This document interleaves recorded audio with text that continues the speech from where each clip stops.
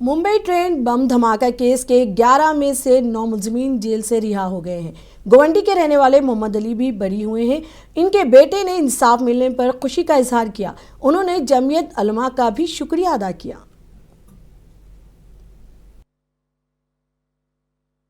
ये ये जो जजमेंट है बहुत ही मतलब बहुत खुशी की बात है हमारे लिए कि ये इतने साल की जो स्ट्रगल थी, इतने जो हम लोगों ने इतना 19 साल कोर्ट आना जाना था और ये लीगल बैटल चली 19 साल, उसका मतलब हमको एक ये सक्सेस एक नतीजा मिला है।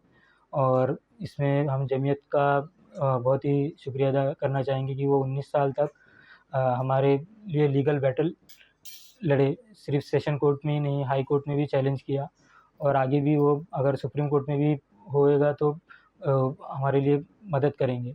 और साथ ही में जो अ, ये अरसा ये जुडिशरी का भी शुक्रिया अदा करना चाहेंगे कि इतने मतलब लोगों का भरोसा है जुडिशरी पे कि ऐसे इनोसेंट लोगों को मीन्स क्या जस्टिस मिल सकती है।